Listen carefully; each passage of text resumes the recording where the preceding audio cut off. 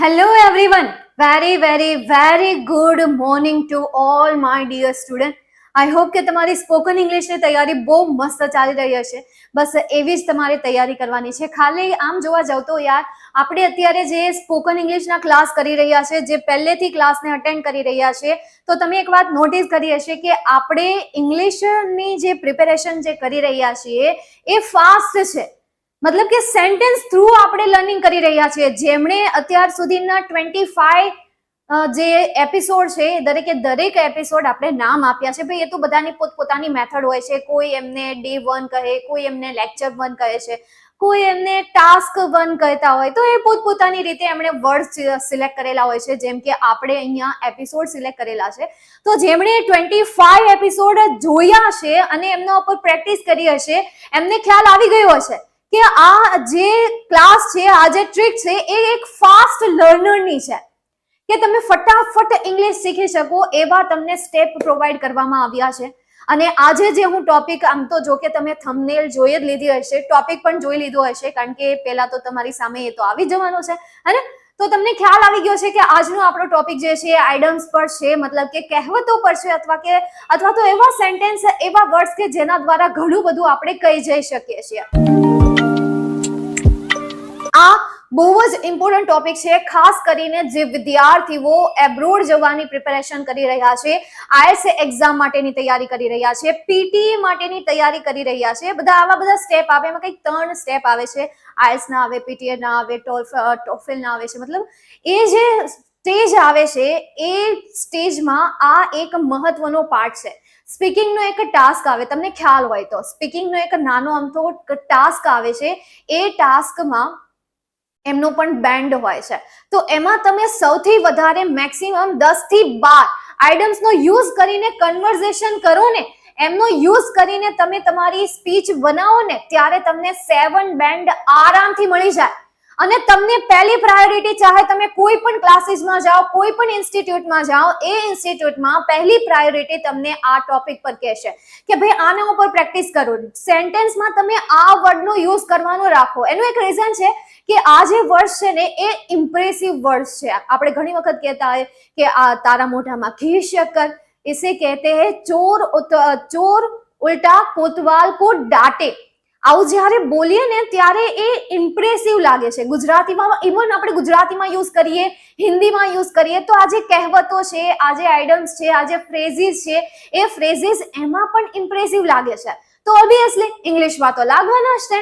તો એના માટે આ ટોપિકને પહેલી પ્રાયોરિટી આપવામાં આવે છે. અને એ જ જોઈને, એને ધ્યાનમાં રાખીને આજે હું તમારી સામે લઈને આવી છું એવા કેટલાક આઇડમ્સ કે જે તમને રેગ્યુલર લાઈફમાં યુઝ તમે કરી શકો છો. તમે એમના સેન્ટેન્સ બનાવવાનો પ્રયત્ન કરો. હું તમને એમાંથી સેન્ટેન્સ બનાવતા શીખવાડી દઈશ.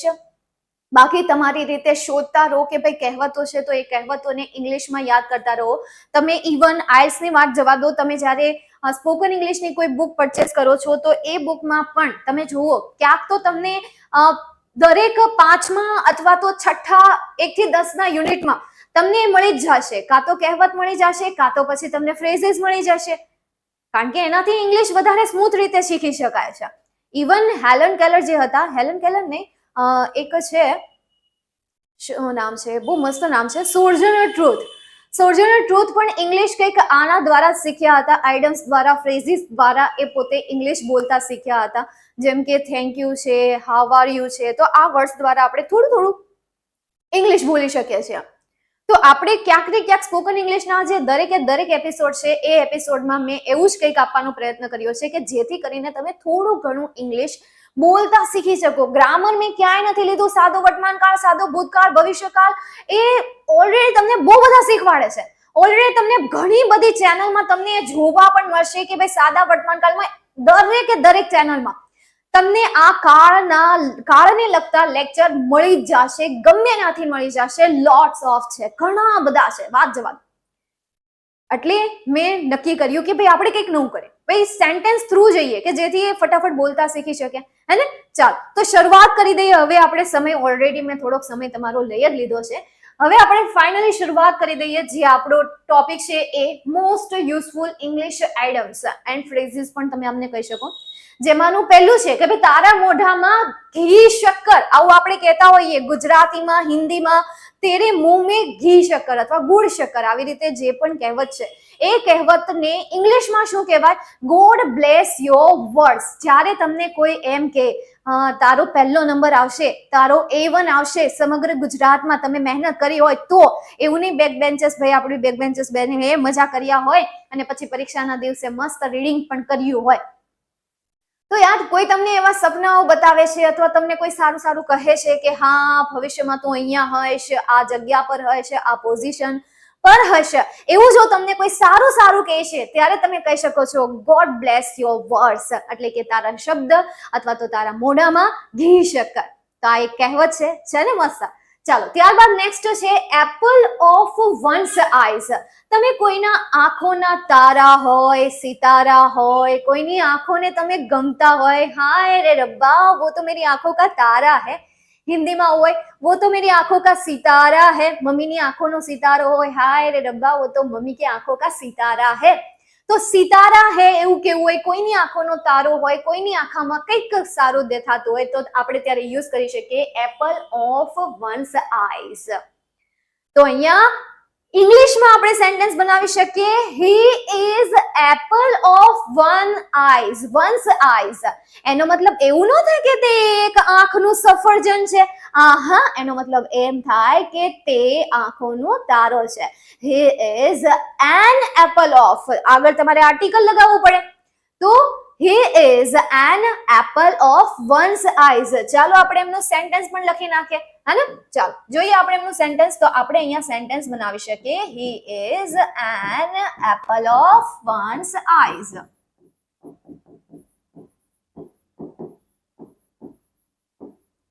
વન આઈઝ અથવા તો વન આઈઝ, કે ભાઈ તે આંખોનું તારો છે. અમુક જે એડમ્સ છે, અમુક જે તમારી માટેની કહેવત છે, એ કહેવતને યાદ રાખવી, એમની પ્રેક્ટિસ કરવી ટફ પડી જાય, વર્ડ્સ અઘરા પડી જાય, માઇન્ડમાં સેટ કરતા એને થોડું વાર લાગે, પણ કરવું તો પડશે.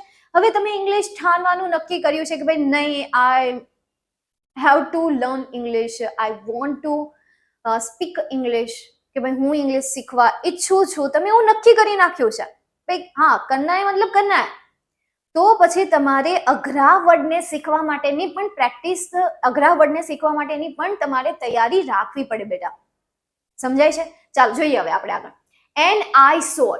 આઈસોર મતલબ શું થાય? હવે આંખોનો તારો, પણ પછી કોઈ આંખોને ખટકતું હોય, યાર એ તો આંખો નજરે ન ગમતું હોય, દુશ્મની હોય એમની સાથે, તો ત્યારે તમે કહી શકો હી ઇઝ એન આઈસોર, કે ભાઈ તે મારી આંખોમાં ખટકે છે.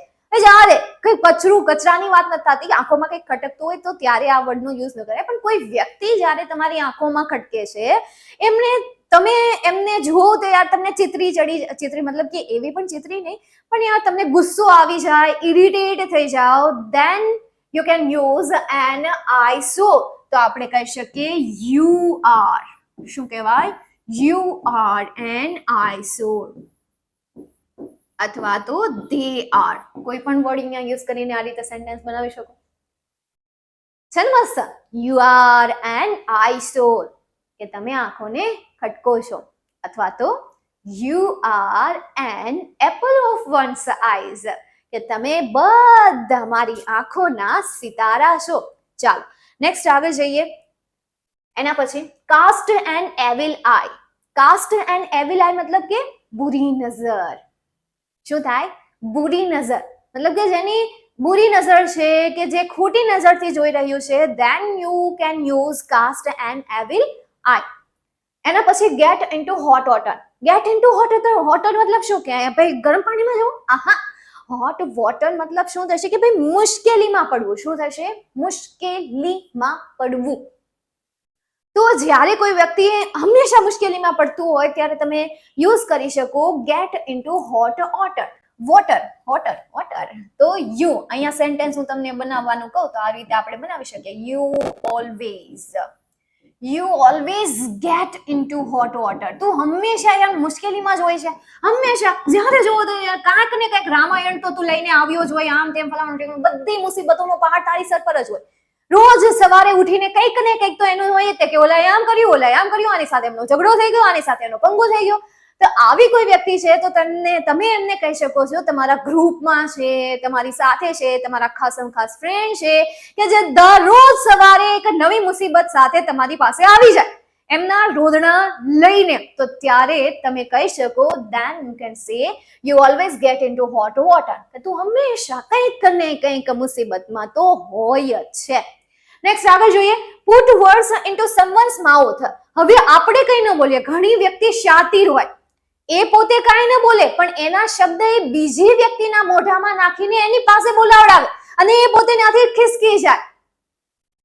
જે કેવડાવું હોય ને એ બીજાના મોઢામાં નાખી દે અને પછી એ પોતે શું થઈ જાય, ખિસકી જાય. તો then you can use put words into someone's mouth, એટલે કે તમારા શબ્દ જે છે એ કોઈના મોઢામાં નાખવા. તો હવે અહીંયા કોઈ શાતીર વ્યક્તિ છે તો આપણે અહીંયા કહી શકીએ કે ભાઈ નામ લઈને કે ભાઈ ખાલી જગ્યા put words into. હવે વર્તમાન કાળ હોય તો આપણે પાછળ SKES લગાડી દઈએ, નામ હોય તો આપણે SKES લગાડીએ. પછી અહીંયા કાળનું ધ્યાન રાખવાનું.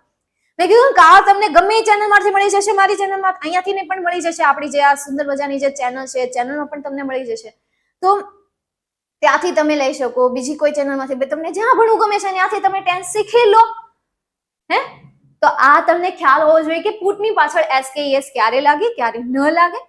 તો જ્યારે પણ તમારે કોઈને એવું કહેવું છે કે એને તેના શબ્દો કોઈના મોઢામાં મૂક્યા, then you can say he puts words into someone's mouth, કે તેણે તેના શબ્દ કોઈના મોઢામાં મૂક્યા.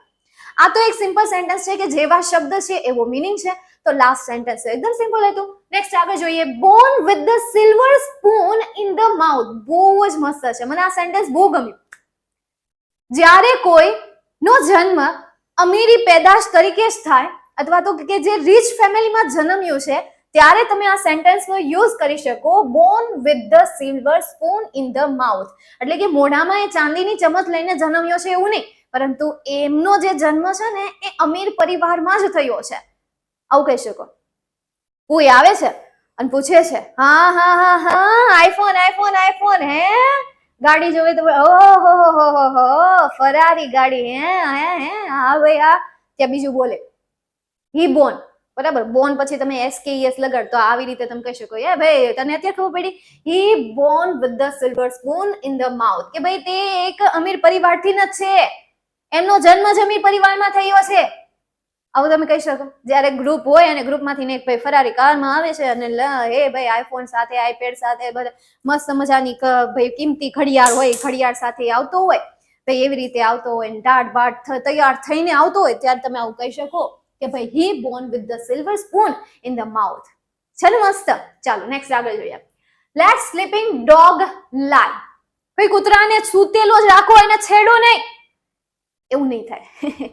કૂતરાને સૂતેલો જ રાખો, એને છેડો, હા એવું તો બિલકુલ નહીં થાય. એનો મતલબ એમ થશે કે કોઈ તમને છેડે, પુરાની વાતોને યાદ કરાવે કે તે આમ કર્યું હતું, તને યાદ છે, અને એ વાતથી આપણને સખત નફરત હોય કે આપણને એ વાત કોઈ યાદ કરાવે ને આપણો મગજ હલી જાય, આપણો પિત્તો હલી જાય, માં આતા માજી સટકલી, માજી સટકી જાય.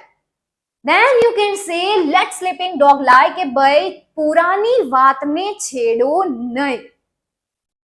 અહીંયા તમે સેન્ટેન્સને કઈ એડ કરવાની જરૂર નથી, જસ્ટ તમને કોઈ તમારી પોતાની કોઈ જૂની વાત છે, જૂનો કોઈ એવો પંગો છે અથવા તો મેટર, યાર એક તમારો શબ્દ મેટર, હા આજકાલના જે જુવાનિયા હોય એ વધારે મતલબ એ એજ છે તો એમાં એ વધારે મેટર્સ થતી હોય, તો કોઈ એવી મેટર છે કે જે તમારી ભૂતકાળની છે અને એક નમૂનો છે તમારી ગ્રુપમાં, એ આવીને અથવા નમૂની છે તમારા ગ્રુપમાં આવીને તમને એમ કહે છે કે ભાઈ ખબર આવું કર્યું હતું આપણે, અને આપણને નફરત હોય યાર, એમને યાદ કરવાથી નહીં મગજ ગરમ થઈ જતું હોય, અને એ આવીને ત્યાં છેડખાની કરે, ત્યારે તમે એમને કહી શકો લેટ અ સ્લીપિંગ ડોગ લાય, કે ભાઈ ડોગને કૂતરાને, સોરી યાર કૂતરાને નહીં, એ વાતને ખાલી ખોટી છેડો નહીં તો મેટર અહીંયા થઈ જશે તારી સાથે, મનમાં તો એવું જ હોય. નેક્સ્ટ આગળ જઈએ એના પછી throw dust into once eyes. આ એ લોકો કે જે કંઈક બોલે બીજું અને કરી ન જાય બીજું, ઘણા બધા પ્રોમિસ આપે તોડીને જતા રહે, ઘણી બધી વાતો કરે, એ વાતોનું શું કરી નાખે. ઈ મતલબ કે દગા દેના, ધોકો આપવો. કોઈને શું આપવું? ધોકો આપવો અથવા તો દગો દેવો. તો એમનું ઇંગ્લિશ શું થશે? Throw dust into one's eyes. Same અહીંયા તમે થ્રો મતલબ વર્બ છે, તો આગળ તમે કોઈ પણ સબ્જેક્ટ લગાવીને તમે આ લખી શકો છો. ભૂતકાળની વાત કરવી છે કે ભાઈ હી થ્રુ, કે ભાઈ તેણે મને ધોકો આપ્યો હતો, અથવા તેણીએ મને ધોકો આપ્યો હતો, અથવા તેઓએ મને ધોકો આપ્યો હતો. આમાં એ પણ આવે, કોઈ કંપની હોય તો એ પણ આવી શકે, હે? તો તમે અહીંયા ડસ્ટ ઇનટુ વન સાઇઝ મતલબ શું થશે? કે કોઈને દગો આપવો, કોઈને છેતરવા. આ એમનો મિનિંગ થશે. આ પણ બહુ મસ્ત સેન્ટેન્સ છે, આમનો પણ તમે રેગ્યુલર લાઈફમાં યુઝ કરી શકો છો. આને યાદ કરી લેજો. 15 આપું છું, પણ એ 15 તમારા માટે બહુ જ મસ્ત છે, મજેદાર છે. બીજા જો તમે શોધી શકતા હોય તો બીજા પણ યાદ રાખો. ક્રિયાપદ પાકા કરવા ને એની કરતા બેટર છે કે તમે કહેવત છે, ફ્રેઝીસ છે, આપણે જેને રૂઢિપ્રયોગ કહીએ છીએ, કહેવત કહીએ છીએ, સેન્ટેન્સીસ કહીએ છીએ, તો આ છે ને મેક્સિમમ મળે ને એટલા તમે પ્રિપેર કરો. મેક્સિમમ જ્યાંથી મળે ને ત્યાંથી ઓનલાઈન સર્ચ કરો, સર્ચ એન્જિનનો યુઝ કરો, વિડીયોઝ જુઓ, તમે જે પણ મળે છે એ જોઈ લો તમે, અને ફટાફટ લર્ન કરી લો. તમારી પાસે વેકેશનનો જેટલો સમય છે એ સમયમાં શીખી લો. જેટલું શીખશો એટલું વધારે પ્રોગ્રેસ કરશો. લર્નર હંમેશા પ્રોગ્રેસ જ કરે છે, પણ એ લર્નિંગમાં જે બ્રેક લે છે એ પણ લાંબા સમયનો એ પ્રોગ્રેસને પાછી ખેંચે છે. એટલે હંમેશા કંઈક ને કંઈક શીખતા રહો. ઓકે, ચાલો નેક્સ્ટ એના પછી આગળ જઈએ.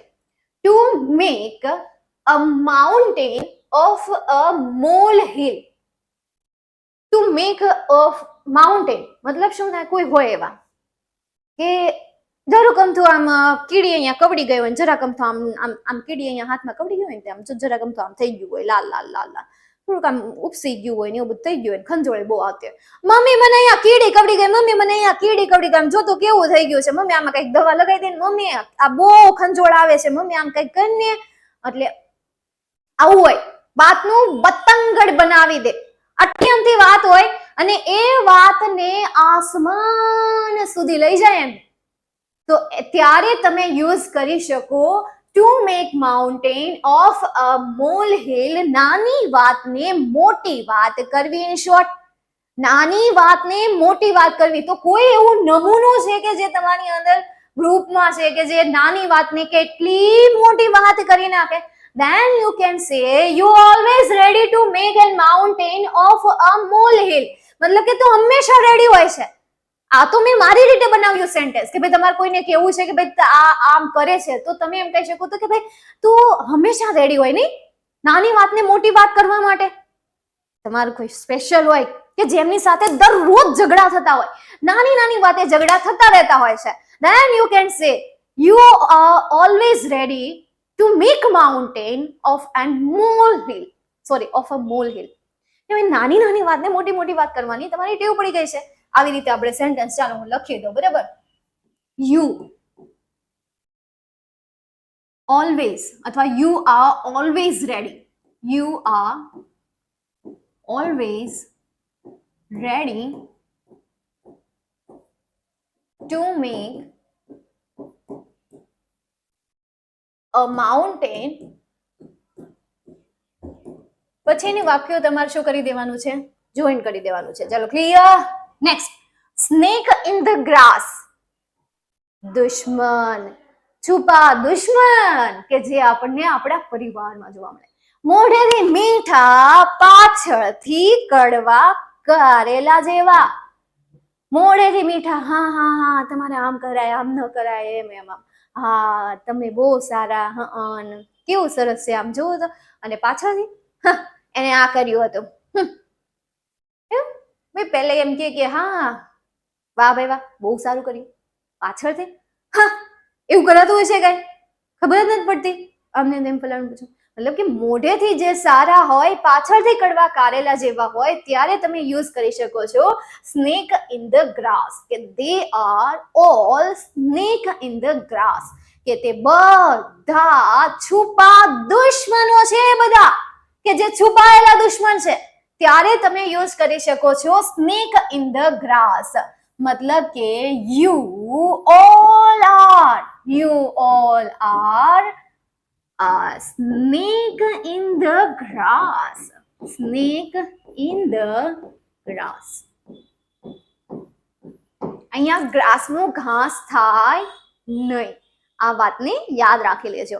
જે વિદ્યાર્થીઓ મ્યુટ કરીને આ વિડીયો જોઈ રહ્યા છે એમને આમના મિનિંગ નહીં સમજાય, એમણે મારો વોઇસ તો સાંભળવો જ પડશે, by hook or by crook. Board ઉપર મેં એમના ગુજરાતી મિનિંગ તો લખ્યા નથી, એટલે હું બોલું એના ઉપરથી જ એમને સમજવાના રહેશે. ચાલો, જે વિદ્યાર્થીઓ હજી લાઈવ વિડીયો અટેન્ડ કરી રહ્યા છે અથવા તો જે વિદ્યાર્થીઓ રેકોર્ડેડ વિડીયો જોઈ રહ્યા છે, જોઈ લો, ચેક કરી લો, જલ્દી ચેક કરો. તો તમે લાઈક કરવાનું ભૂલી તો નથી ગયા ને? જલ્દી ચેક કરો તો લાઈક કરવાનું ક્યાંક જો ભૂલાઈ ગયું હોય તો ફટાફટ એમને લાઈક કરી દો. અને સબસ્ક્રાઇબ કરવાનું જો કે કરી જ લીધું હશે, છતાં પણ ભૂલથી સબસ્ક્રાઇબ કરવાનું રહી ગયું હોય, ભૂલ તો થાય જ, ભૂલાઈ જાય, કારણ કે એટલા આપણે તલ્લીન હોઈએ, શીખવામાં તલ્લીન હોઈએ છીએ, શીખવામાં મશગુલ હોઈએ છીએ. તો જે એ કરવાનું, સબસ્ક્રાઇબ કરવાનું ભૂલી ગયા છે એ સબસ્ક્રાઇબ કરી શકે છે. ચાલો નેક્સ્ટ આગળ જઈએ.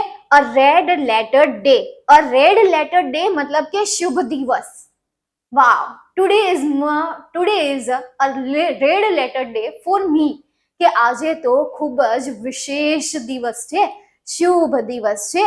તો ત્યારે તમે યુઝ કરી શકો a red letter day. Today is a red letter day for me. આજે જે છે ને એ મારા માટે વિશેષ દિવસ છે. અથવા તો મંડે ઇઝ અ મંડે, કોઈની માટે સોમવાર હોય, કોઈની માટે સન્ડે હોય, તો તમે આમ પણ કહી શકો સન્ડે ઇઝ અ એટલે નહીં,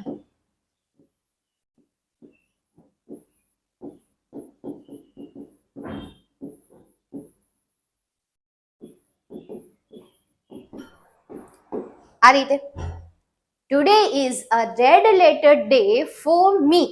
કે આજે આ ટુડે મતલબ સન્ડે, સોરી ટુડે નહીં સન્ડે, કે ભાઈ રવિવાર જે છે મારા માટે એકદમ વિશેષ દિવસ છે, આવું પણ તમે યુઝ કરી શકો. નેક્સ્ટ આગળ હવે આપણે જોઈએ અર્લી બર્ડ. કે જે બહુ વહેલી સવારના વ્યક્તિ હોય, વહેલી સવારે જાગી જવાની એમની હેબિટ હોય, મોડા સુવે તો એમને માથું દુખે, વહેલા જાગે તો એમનો આખો દિવસ બહુ જ મસ્ત જાય, એવા કોઈ તમારા ગ્રુપમાં છે, ત્યારે તમે કહી શકો યુ આર અર્લી બર્ડ, કે તમે વહેલા જાગનારા વ્યક્તિ છો. આ રીતે યુઝ કરાય. ધેન ટુ ઈટ હમ્બલ પાય, મતલબ કે માફી મંગાવવી. શું થાય? માફી મંગાવવી. ઈટ હમ્બલ પાય, તો માફી મંગાવી થાય. તો તમે આમ કહી શકો યુ આર ઈટર હમ્બલ પાય, કે ભાઈ તમે જે છે એ આ જે માફી મંગાવનારા છો, આવું કેવું હોય ત્યારે તમે ઈટનું ઈટર કરી નાખો, તો કંઈક એવો મિનિંગ છે. Then blow own trumpet. Blow own trumpet મતલબ કે પોતાના જ વખાણ કરવા, અને કરવા જોઈએ ક્યારે ક્યારે. For get good job. જ્યારે તમે યાર ઇન્ટરવ્યુ માટે ગયા છો તો શું ત્યારે તમે નહીં કહો કે આઈ એમ genius, I am capable to learn any new object, any new thing, always ready to learn. કે ભાઈ હું હંમેશા કંઈક ને કંઈક નવું શીખવા માટે તૈયાર હોઉં છું, પ્રિપેર્ડ હોઉં છું અને સક્ષમ પણ છું એમને શીખવા માટે. તો આ જે છે બ્લો ઓન ટ્રમ્પેટ મતલબ કે પોતાના જ વખાણ કરવા. યુ બ્લો યોર ઓન અથવા you blow own trumpet bit more. Bit more મતલબ શું થાય? થોડું વધારે, બહુ વધારે નહીં. I am great, I am cute, I am handsome, I am beautiful, I am amazing, I am wonderful. હા ભાઈ એટલી બધી આપણે ફેંકવાની નથી, મતલબ કે bit more. એટલે મેં અહીંયા શું જોઈન કર્યું? bit more. તો અહીંયા તમે સેન્ટેન્સ હું તમને એક બનાવીને આપું. You blow on trumpet a bit more, getting to get job. બરાબર? તો અહીંયા તમે મસ્ટ નો પણ યુઝ કરી શકો. જસ્ટ મેં તમને આ એક્ઝામ્પલ આપ્યું છે. બાકી ટુ ગેટ જોબ લખવું હોય તો આગળ મારે મસ્ટ મૂકવું પડે, કારણ કે એ એક પ્રકારની એડવાઇસ થઈ જાય. બસ તમારા માટે છે એક આ. બીજું અહીંયા તમે યુ હેવ ટુ પણ એડ કરી શકો. You have to, you must to, you have to blow own trumpet a bit more. This is all about adverbs. This is all about phrases. Last લેક્ચરમાં આપણે ફ્રેઝ જોયા હતા, આ સેશનમાં આપણે એડમ્સ જોયા છે. પ્રેક્ટિસ કરો.